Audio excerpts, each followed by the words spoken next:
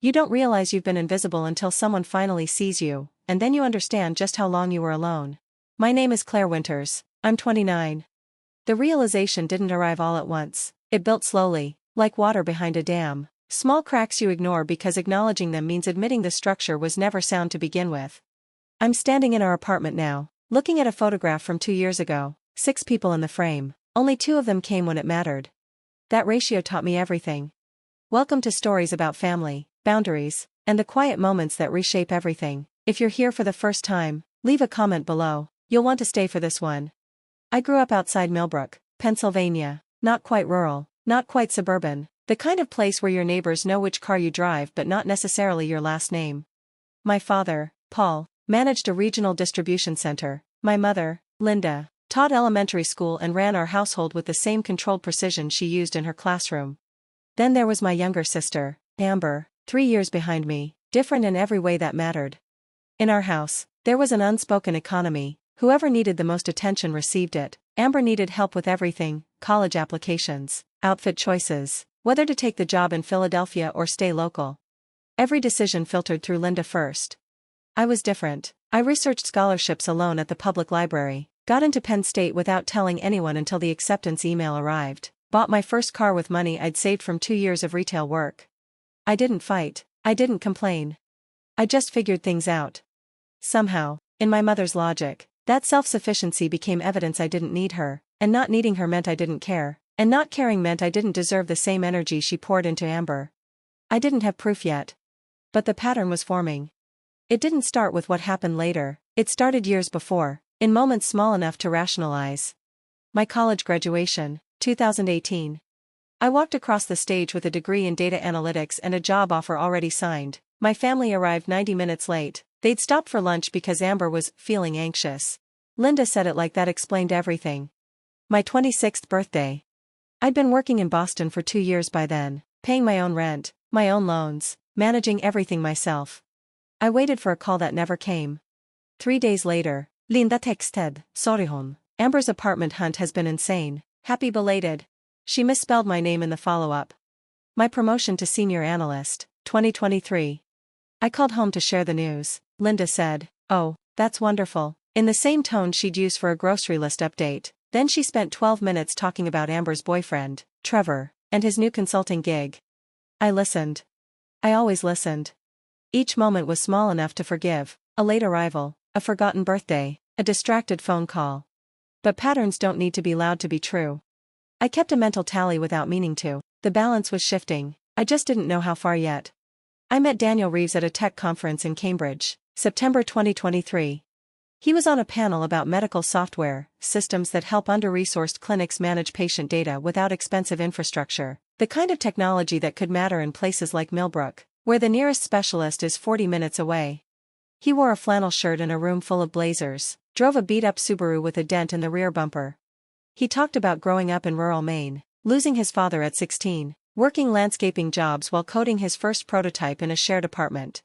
We got coffee after his panel, then dinner, then coffee again the next morning. He asked about Millbrook, the real version, not the polite one. He asked about my family. I told him the truth, something I rarely did. "Your mom sounds involved," he said carefully. "That's one word for it." He smiled. It was a quiet smile, like mine. Daniel had co-founded HealthBridge Systems 3 years before we met. 32 employees. Their software was being piloted in rural clinics across 6 states.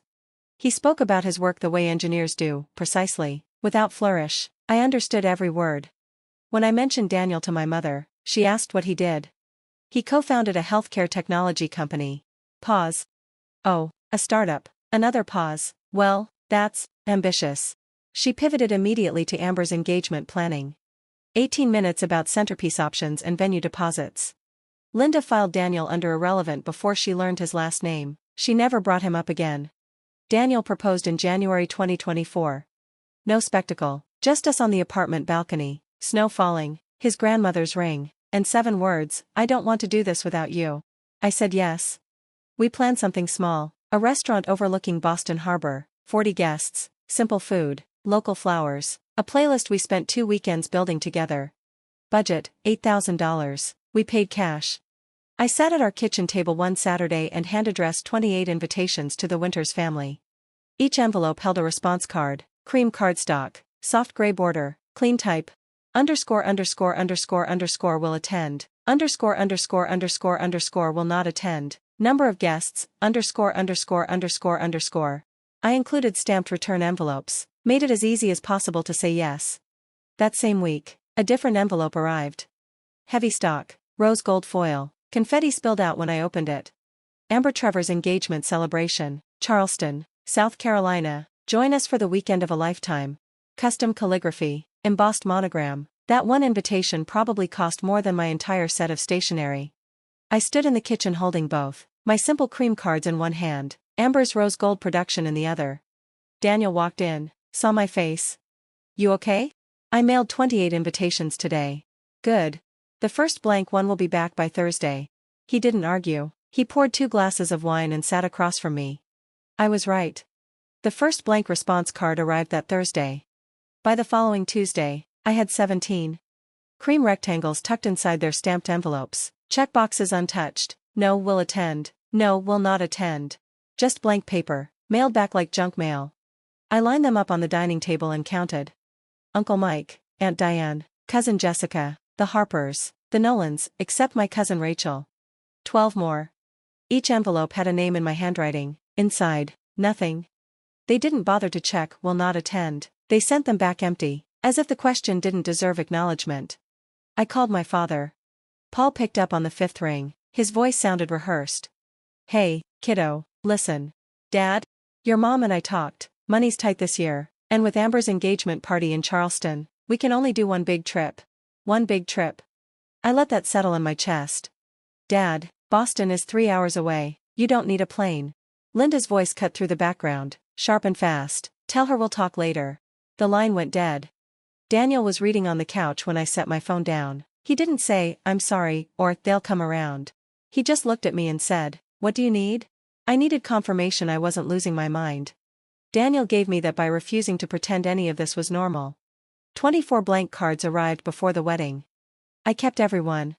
1 week before the ceremony, March 9th, I called my mother. Voicemail. I left a message, short, steady. Mom, it's Claire, the wedding is Saturday, I just need to know if you're coming. She called back at 3:42 p.m. I was sitting in my car in the work parking lot, engine off, hands on the steering wheel. Her voice filled the small space. Honey, Amber's engagement weekend is a huge deal. Trevor's family is flying in. A wedding is just one day. You'll have other milestones. I love you, but we need to be there for your sister right now. 37 seconds. I played it back 9 times, sitting in that dim garage, watching the dashboard clock move from 3:43 to 4:11. A wedding is just one day. 6 words. Each one a door closing. I didn't cry. I counted the minutes the way you count steps when you're trying not to think. Daniel found me that evening, still in my coat, standing by the kitchen counter next to the stack of blank cards. Hey, you okay? My mother isn't coming. I know. None of them are. Long silence. Do you want to cancel? I looked at 24 cards from people who couldn't be bothered to check a box. I thought about Linda's voice, flat, resolved, like she was declining a parent-teacher conference. No, I want to see who shows up. 3 people showed up. Daniel, my cousin Rachel, who drove 6 hours round trip, 1 colleague who rearranged her entire Saturday. That was my wedding. 3 guests, 37 empty chairs, and a voicemail I still haven't deleted. March 16th, 11 a.m. Harborview Restaurant, Boston. Morning light through tall windows, the harbor flat and silver beyond the glass. The staff had said everything the night before, white linens, wildflower centerpieces, daisies, eucalyptus, baby's breath, place cards at every seat. 40 water glasses, 40 napkins rolled with twine, 40 sets of silverware catching the light. 3 of those seats had people in them. The manager approached 10 minutes before the ceremony, gentle voice, careful eyes. Would you like us to clear the extra settings? I looked at the empty tables. Leave them, I want to remember.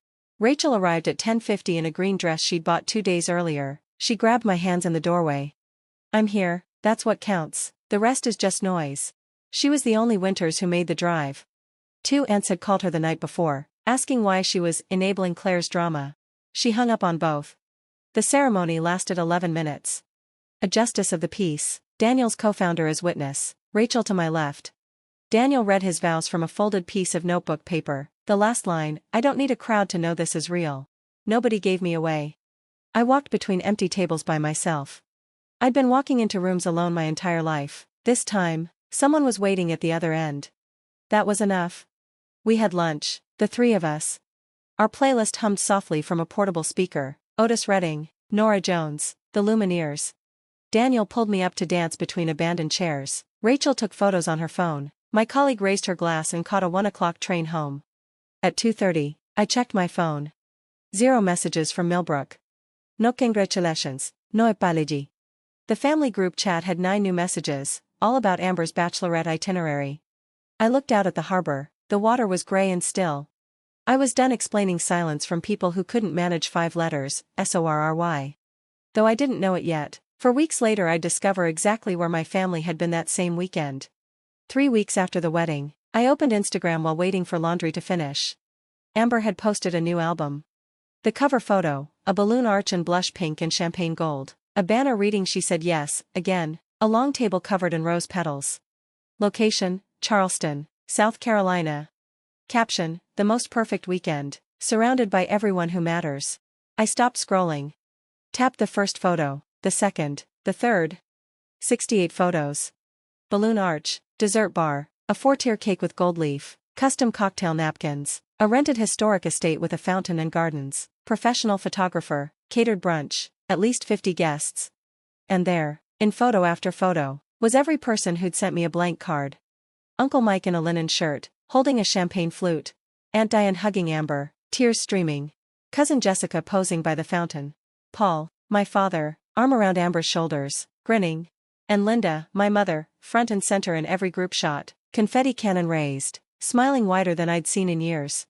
All tagged, all geotagged. Charleston, South Carolina. Millbrook, Pennsylvania. To Charleston, 550 miles. They flew. Millbrook to Boston, 320 miles, 3 hours by car. I pulled Amber's invitation from the fridge, the rose gold confetti still caught in the folds.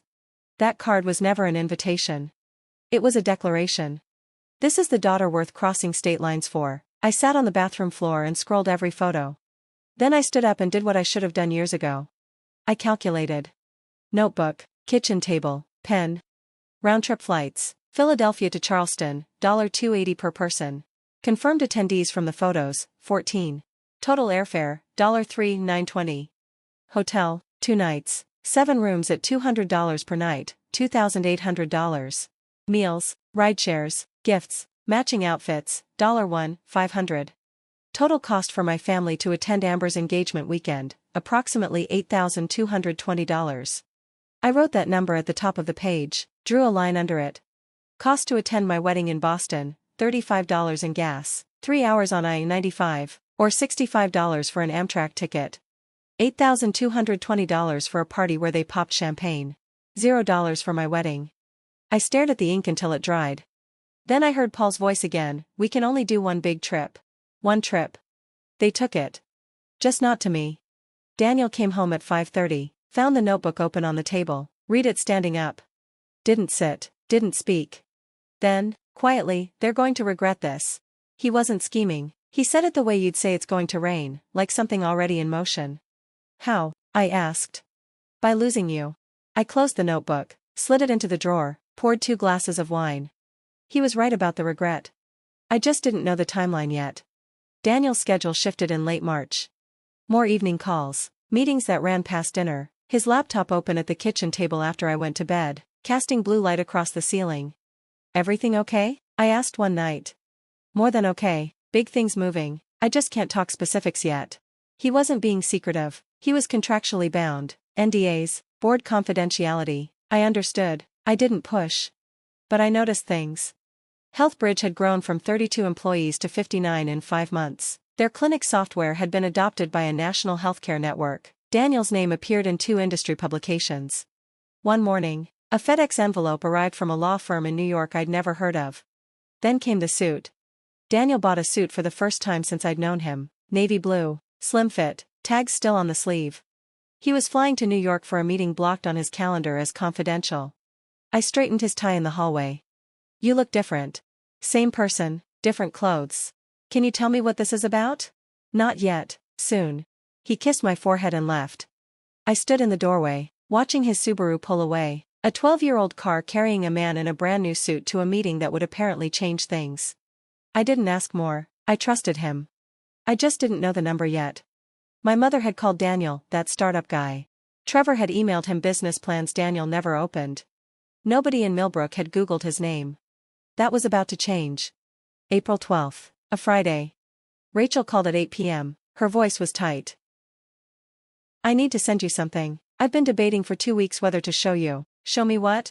After your wedding, your mom called me, told me I shouldn't have gone, said I was encouraging your selfishness. I kept quiet, but I stayed in the family group chat, and I started taking screenshots. I sat down on the edge of the bed. Daniel looked up from his book. It's not just that they didn't come, Claire, it was coordinated. What do you mean, coordinated? I mean your mother told everyone not to come, she gave instructions, I have the messages. Rachel sent a link. 43 screenshots from the Winters family group chat. A thread called Family Updates that included every Winters except me and Rachel. I stared at the notification. Claire, you still there? Yeah, I'm here. You don't have to read them tonight. I thanked her, hung up, set my phone face down on the nightstand. Daniel closed his book. Everything okay? Rachel has screenshots from the family group chat, 43 of them. Are you going to read them? I got up, poured a glass of water, drank it standing at the sink, staring at my reflection in the dark window. I opened the first screenshot at 10:37 p.m. Didn't stop until 1 a.m. What I found was worse than blank cards. Blank cards are passive. What Linda did was strategic. 3 weeks before my wedding. Linda, I'm not going. She didn't even ask my opinion about the venue, planned the whole thing without consulting me, that tells you where I stand. 2 weeks before. Linda, if anyone's thinking about going, just know it sends a message. She needs to learn that family means including your mother. Aunt Diane, Linda, are you sure? It is her wedding. Linda, Diane, I know my daughter, she'll get over it. Megan, same thread. Claire's always been like this, self-centered. She moved away and never looked back. Why should we rearrange our lives for her? Uncle Mike, 1 week before the wedding. Sent the card back blank. Like you said, Linda. Like you said, Linda. Those 5 words rewrote everything. Every blank card sitting in that box wasn't forgetfulness. It was obedience. Linda gave instructions, 28 people followed them. Messages after the wedding. Amber, Monday, March 18th, she married some tech guy in Boston, not like we missed anything. 21 people reacted with thumbs up. I sat on the living room floor at 1 a.m. Laptop balanced on my knees, blue light washing over my face. I heard Linda's voicemail again in my head, a wedding is just one day. It wasn't something she said only to me. It was a talking point, a script she handed to the entire family. The same 6 words delivered to me as comfort, and to everyone else as a directive. My mother didn't skip my wedding. She organized a boycott. Daniel found me at 2 a.m., read over my shoulder, said nothing for a long time. Finally, what do you want to do? Nothing. He waited. I'm done waiting to be seen, I'll let the silence do the work. I didn't sleep that night. I sat until the sky turned gray, rereading the same screenshots like studying evidence. She married some tech guy, not like we missed anything. 38 family members in that thread, 21 thumbs up. I closed the laptop, opened it again, read one more. Linda, 3 days after the wedding. Has anyone heard from Claire? She hasn't called. This is exactly the kind of silent treatment she pulls, always so dramatic. She skipped my wedding, organized the boycott, then called me dramatic for not calling her afterward. The logic was airtight, no exit. I played the voicemail one more time. A wedding is just one day. Now those words didn't sting. They were evidence. Daniel made coffee at 6 o'clock, set a mug beside me without a word. Sat in the chair across from me with his own. What do you want to do? He asked again. Nothing, I'm going to let the silence speak, okay? They'll call when they need something, they always do. And when they do, I'll know exactly what I'm worth to them. Daniel nodded, drank his coffee. Then we live our life. That was the first morning I didn't check my phone hoping for a message from Millbrook. I finally understood. There was never going to be a text, not unless they needed something. 31 days. That's how long the silence lasted. I didn't block anyone, I wanted to see who reached out, and who didn't. But I stopped responding, no replies, no reactions, no social media posts, no breadcrumbs. I'm not punishing them, I told Rachel on the phone. I'm protecting myself. There's a difference. Rachel understood. She was the only one who did. Life continued. I launched a major project at work, a predictive analytics dashboard I'd spent 6 months building. Daniel was deep in something he couldn't discuss. Late calls with his co-founder, weekend trips to New York, a second suit, purchased. I caught him once on the phone. The due diligence team needs those projections by Wednesday. He saw me in the doorway, smiled, mouthed, soon. On weekends, we walked the Esplanade, tried a new ramen place in Alston, stayed up late watching documentaries about space exploration and deep-sea ecosystems. Normal things, quiet things. The kind of life that's easy to overlook when you're counting who showed up to an engagement party. I moved our wedding photos into a separate album, 9 pictures, 3 faces, every smile genuine. These were enough. In 31 days, Linda called once. Voicemail, just checking in, sweetie, Amber's dress fitting went so well, you should see it. Trevor booked the honeymoon, Italy, wish you could be here to help plan. 82 seconds. She mentioned Amber 5 times. She mentioned my wedding 0 times. She mentioned Daniel 0 times. She didn't use my husband's name. Day 31 changed everything. Not because of anything I did. But because of a phone call Daniel got at 7:03 a.m. April 16, 7:03 a.m. I was making toast when Daniel's phone buzzed on the counter. He picked it up, listened, sat down slowly on the kitchen stool. Didn't speak for 12 seconds. Then, understood, I'll be on the call at noon. He set the phone face down, stared at the counter. Daniel? It's done, they signed. Who signed what? He looked at me, took a breath. Vanguard MedTech just acquired HealthBridge. The deal closed this morning. I knew HealthBridge was in negotiations. Daniel had mentioned a large medical technology firm was interested in their software for a national clinic rollout. But he couldn't share numbers, couldn't share timelines. Board confidentiality. How much? I asked. $970 million. The toast in my hand tilted. I set it down carefully. Say that again. $970 million. My co-founder and I each hold 19%. I did the math before he finished the sentence. 19% of $970 million. Daniel's share, approximately $184 million before taxes. I'd married a guy who patched drywall in our apartment and drove a Subaru with 180,000 miles on it. 12 hours earlier, he'd fixed our leaking shower with a wrench from Home Depot. Now his name was about to appear on a press release valued at nearly $1 billion. I started laughing. Not because it was funny. Because my mother had called him that startup guy. Because Amber had typed some tech guy with a shrugging emoji. Press release goes out at 9 o'clock Eastern, Daniel said. Forbes is running it at noon. Noon came fast. And Millbrook, Pennsylvania, has excellent internet. The Forbes headline landed at 12:14 p.m. HealthBridge Systems acquired by Vanguard MedTech for $970 million. Co-founder Daniel Reeves, 34, joins ranks of biotech's youngest 9-figure exits. The article ran 5 paragraphs. Paragraph 4 mentioned Reeves, who recently married data analyst Claire Winters of Boston. At 12:52 p.m., Rachel called. She was laughing so hard she could barely breathe. Claire, your mother just shared the Forbes article in the family group chat. She read it aloud. Linda, is this Claire's Daniel? 3 question marks, all caps on Daniel. I sat at my desk, phone pressed to my ear. Rachel kept reading. Amber, wait what? That's the tech guy? Uncle Mike, Lord have mercy, we didn't go to that wedding. Aunt Diane, Denise, you told us not to go. 11 minutes of silence after Aunt Diane's message. Rachel timed it. Then? Linda, nobody told us he was this successful. Claire never mentioned it. She was right. I never mentioned it. Because nobody asked. Not one person in that group chat, the same people who debated honeymoon destinations for 34 messages, ever typed, so what does Claire's fiancé actually do? They didn't ask because they didn't care. Now the answer was on Forbes. And suddenly every Winters in Millbrook cared very much. I set my phone down, went back to my code. The screen blurred for a second, I blinked it clear. My mother just found out the man she called that startup guy is worth over $180 million. 11 minutes of silence in that group chat. 11. I wish I could say it felt like victory. It didn't. It felt like confirmation. Proof that they measure people in dollar signs, not presents. I left my phone on my desk at 1 o'clock and walked to the river. Daniel met me there. We sat on a bench near the boathouse, Watching rowers cut lines across the water. He held my hand, didn't say a word. We sat for 40 minutes.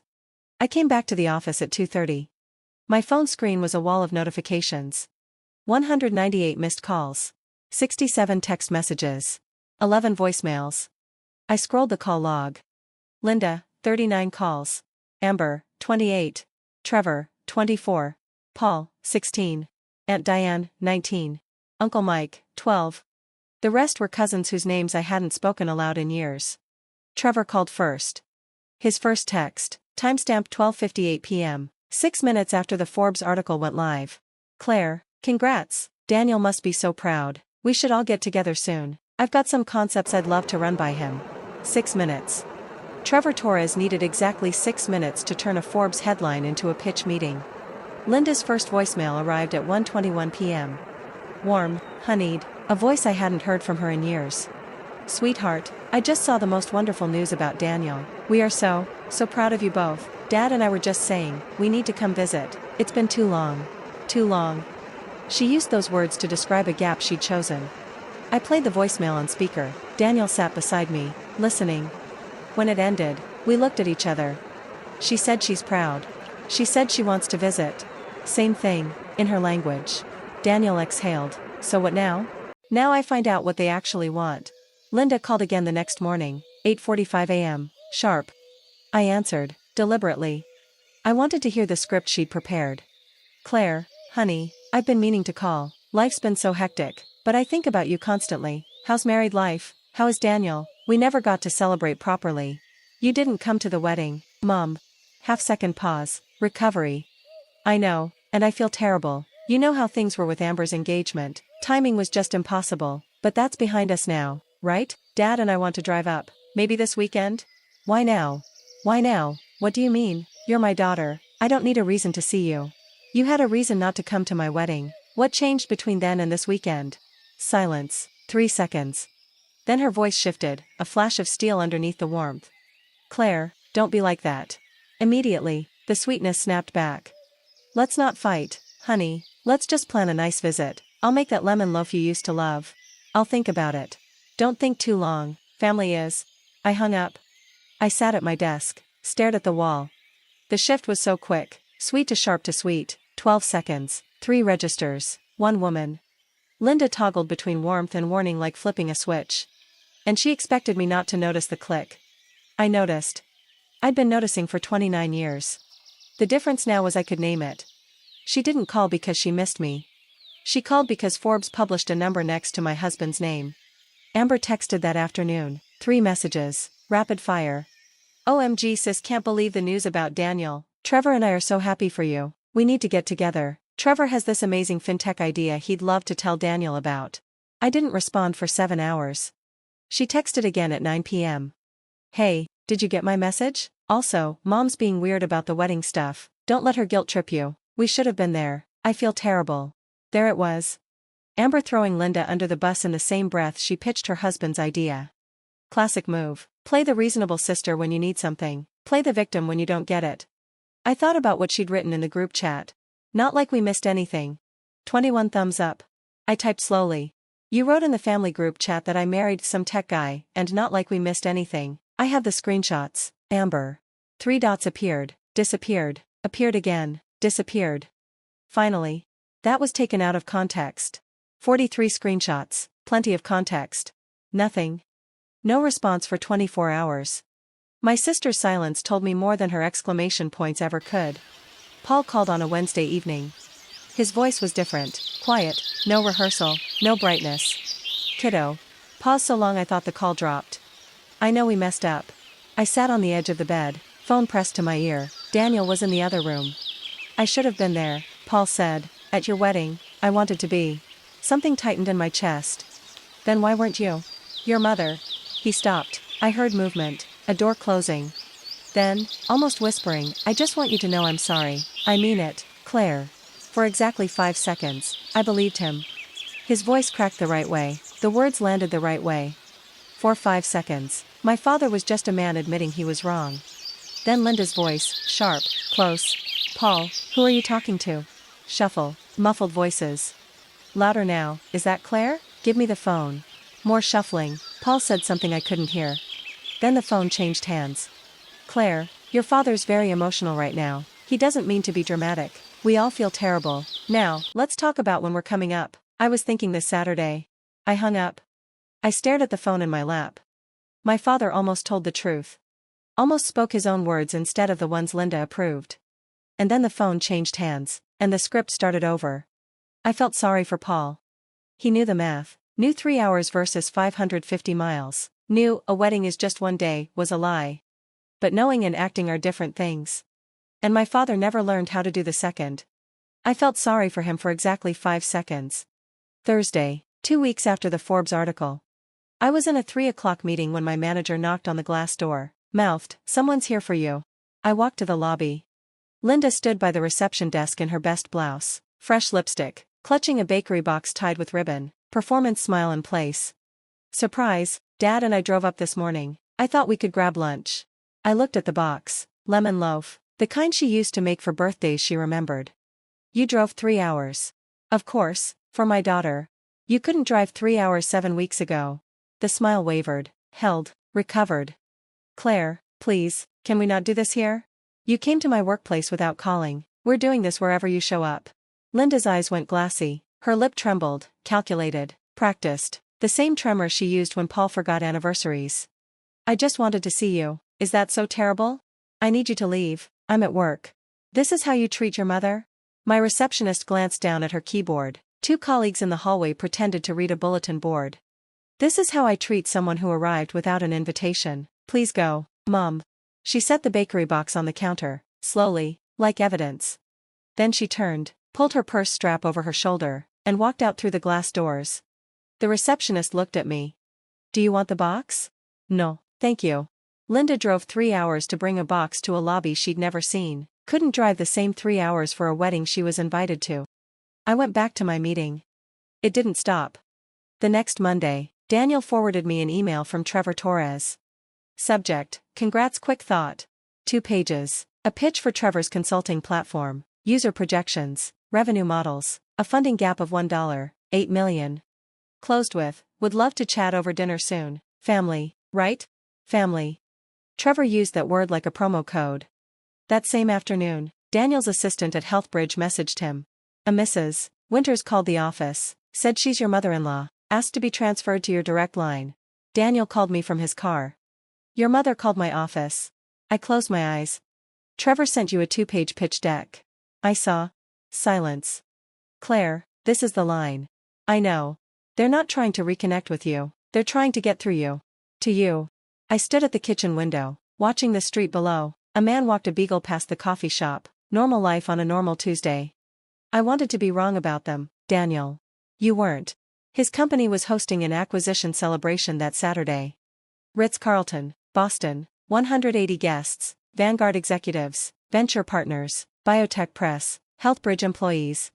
"Do you want to invite your family?" Daniel asked. "No." "Good. 1 question, 1 word." We understood each other perfectly. Saturday night. Ritz-Carlton, Boston. The ballroom, soft lighting, round tables set for 8, orchids at every centerpiece, a small stage with a microphone. 180 guests filtered in, Vanguard executives in dark suits, VC partners with spouses, biotech journalists, engineers who'd been with Daniel since the beginning. I wore a midnight blue dress Daniel hadn't seen before, hair down, the only jewelry, the watch he'd given me on our wedding day, silver, our initials engraved on the back. Daniel took the stage at 7:45. He looked different in that suit, but when he spoke, he was the same man who fixed our shower with a Home Depot wrench. This company started in a rented apartment in Maine, 1 prototype, 0 investors. Everyone in this room is part of why we're here tonight. He paused, looked at me. And none of it means anything without the person who believed in me before anyone else did. I raised my glass from the front table, the room applauded. Then, movement at the ballroom entrance. Security shifted, a voice, loud and certain, cut through the ambient noise.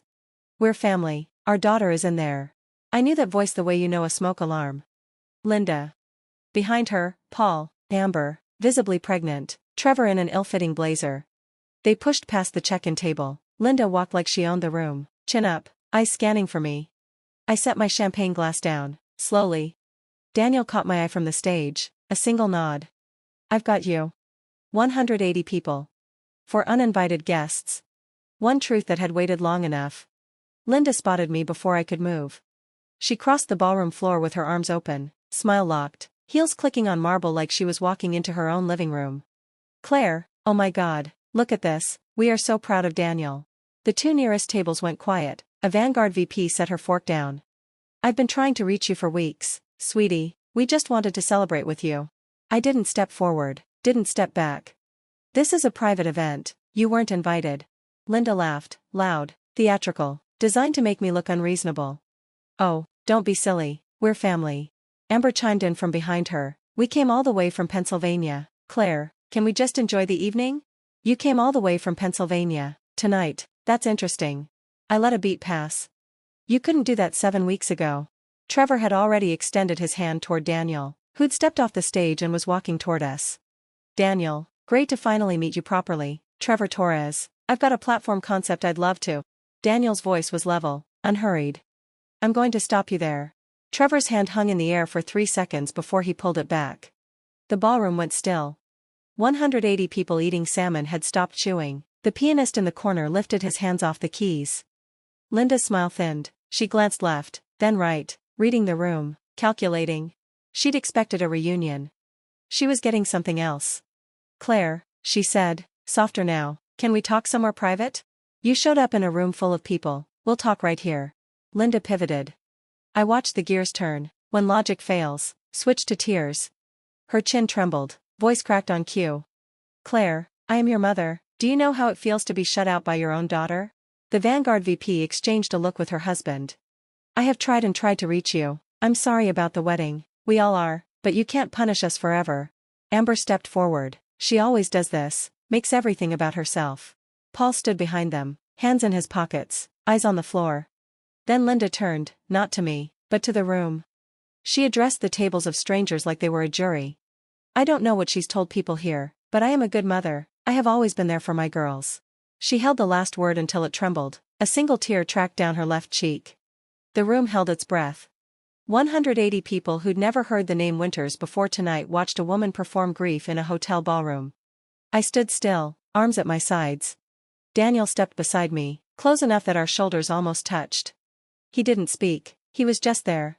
One of Daniel's investors leaned toward his wife and whispered something. An engineer at table 4 pushed his chair back an inch. I let the silence stretch, 3 seconds, 5. Long enough for the last echo of her voice to fade. Are you done? I said. The room didn't move. I kept my voice low, even, the way you speak when you've rehearsed something so many times it no longer needs volume. Mom, you organized a boycott of my wedding. That is not. You told Aunt Diane, Uncle Mike, and 26 other people not to attend. You wrote in the family group chat that going would send a message, that I needed to learn that family means including my mother. I have the screenshots. The color drained from Linda's face. Amber took a half step back. You left me a voicemail on March 9th, 37 seconds long. You said. I paused, let the room lean in. A wedding is just one day. Nobody moved. Dad told me on the phone, we can only do one big trip this year. Then every single one of you flew to Charleston to pop champagne at Amber's engagement party. I turned to Amber. And you told the family group chat I married some tech guy, and not like we missed anything. Amber opened her mouth. That was taken out of context. You said that already, 2 weeks ago. I turned back to Linda. You didn't come to my wedding because I planned it without asking your permission. You punished me for being independent. You've been doing it since I was 18. Linda's jaw was set, her hands shook. Tonight, you drove 3 hours, found a way, walked into a room you weren't invited to. I kept my voice steady. The only thing that changed is a number on a Forbes article. That tells me everything I need to know. I took one breath, held it, let it go. I'm not angry, Mom, I'm clear. You didn't miss my wedding because you were busy. You missed it because I wasn't worth the drive. That's your loss, not mine. The room was silent. Somewhere behind me, a glass clinked against a plate. That was the only sound. Linda's face twisted. The performance cracked open. Underneath was something raw, something angry, something real. How dare you, she hissed. How dare you humiliate me in front of all these people? I am your mother. Everything I have ever done, I did for this family. Amber grabbed Linda's arm. Mom, stop. But Linda was past stopping. You ungrateful, I raised you. I fed you. I drove you to school for 18 years. And this is what I get? 2 tables away, a woman put her napkin down and turned to watch. Trevor tried to salvage it, stepped forward, hands open, smile plastered on. Daniel, listen, this is all a misunderstanding. Can we just sit down and... We're not sitting down. Daniel's voice was calm, flat, final. Paul stood behind everyone else, mouth slightly open, staring at the floor. He caught my eye for half a second. His expression said everything his mouth never would. Denise, Linda said, voice climbing, you planned this, you wanted us to come so you could embarrass us. I didn't invite you, you came on your own, the only thing I did was tell the truth. Security appeared, 2 men in dark suits, quiet, professional. Daniel leaned toward the taller one, please escort them out. Linda's voice pitched higher, you can't do this to me. I looked at her, really looked, for the first time in years. I'm not doing anything to you, Mom, I'm just not doing anything for you anymore. The security team guided them toward the exit. Amber was crying, real tears mixed with rage. Trevor's face was crimson. Paul kept his eyes on the floor and didn't look back. The ballroom door closed behind them. 10 seconds of absolute silence. Then the Vanguard VP raised her glass. One person clapped, then another. Daniel found me by the window overlooking the harbor, handed me a glass of water. His hand was steady, mine was not. You okay?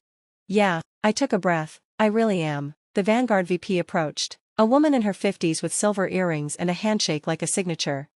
Mrs. Reeves, I just want to say that was the most composed thing I've ever witnessed at an event like this. It's Claire Winters, I kept my name.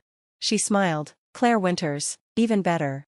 Daniel went back to the podium to finish his speech. The evening resumed, forks clinked, conversation rose, the pianist started again, something soft, Bill Evans.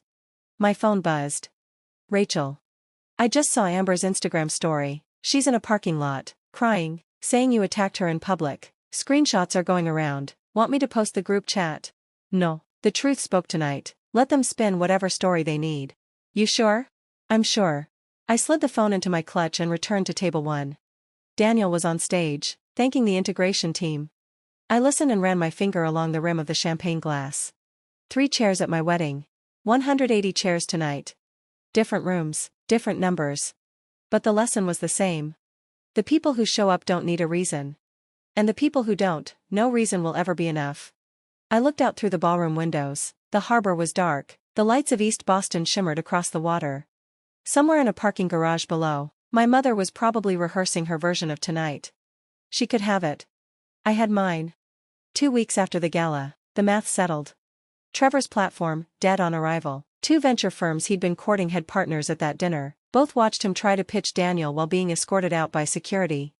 His next 2 investor meetings were cancelled by email, scheduling conflicts. A VC associate told Rachel's husband at a networking event, "We don't fund people who crash parties for a handshake." Trevor's runway ran out in 5 months. He pivoted to freelance consulting, stopped posting on LinkedIn. Linda, in Millbrook. The Forbes article traveled fast through a town of 8,000. Neighbors who visited her classroom every fall now knew Linda Winters had organized a boycott of her daughter's wedding. The daughter whose husband just sold a company for nearly $1 billion. She requested 2 weeks leave, personal reasons, she told the principal. The real reason walked past her classroom every afternoon wearing the same knowing look. Paul. Approaching retirement, navigating Medicare alone for the first time. Before the gala, I'd told Daniel I wanted to help research options. After the gala, I didn't bring it up again. Paul had spent 36 years letting Linda make every call, now he was making his own. Badly, slowly, but his. Amber posted an Instagram story that Saturday. Family is supposed to be unconditional, some people forget that when money gets involved. Rachel replied publicly, unconditional? You flew to Charleston for an engagement party and wouldn't drive 3 hours for a wedding. Amber deleted the story within 18 minutes. The cleanup was quiet, no lawsuits, no public feuds. Just the sound of doors closing, one by one. I wrote the email on a Sunday morning. Daniel made pancakes. I sat at the kitchen table with my laptop and typed the hardest message I'd ever sent. To Linda, Paul, Amber, Trevor, subject, moving forward. I kept it short. I acknowledged they said they loved me. I listed what happened, the coordinated boycott, the blank cards, the voicemail, the group chat messages, the uninvited appearance at the gala. No adjectives, no accusations, just a timeline. Then the boundary. I'm not closing the door, I'm asking you to earn your way back through it. That starts with honest accountability, Not for Daniel's career, not for connections or funding, but for me, for the daughter and sister you didn't think was worth 3 hours on the highway. Until that happens, I need space. I read it twice, changed one comma, hit send. Linda replied in 4 minutes. 4. She didn't even read the whole thing. This is cruel, you're punishing us for one mistake. Family doesn't keep score like this, Claire. One mistake. She called a 14-year pattern one mistake. I closed my laptop, didn't reply. Rachel called that evening. How do you feel? Lighter. Daniel was at the stove, flipping a grilled cheese. He glanced over his shoulder. You know they might never change. I know, that's their choice, I already made mine. I stood up, walked to the closet, pulled the shoebox off the top shelf. 24 blank response cards, cream edges aligned. I held the box for a moment. Then I set it in the recycling bin by the door. I didn't close the door on my family. I just stopped holding it open for people who only walked through when they wanted something. Sunday morning, Cambridge apartment, late April light through the kitchen window. Daniel at the table with the newspaper, actual paper, the kind that leaves ink on your fingers. Coffee between us, steam curling. I picked up my phone, checked the screen. 0 missed calls from Millbrook, no texts, no voicemails. For the first time, that silence felt like peace instead of proof. I set the phone down and looked across the table at the man my family called some tech guy. He was reading the sports section, eating toast with too much butter, crumbs on his flannel sleeve.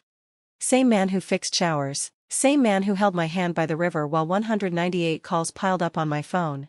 Same man who said, they will regret this. And was right. Not because he punished them. Because they punished themselves. The people who love you don't need a Forbes article to show up. They just show up. And the ones who don't, you don't owe them a seat at your table. That's my story. 28 blank response cards, 1 wedding with 3 guests, and a family that learned the hard way that showing up isn't something you get to do on your own schedule. If this story reminded you to look around and notice who's actually in your corner, share it with someone who needs to hear it. Drop un comment, hit subscribe. I'll see you in the next one.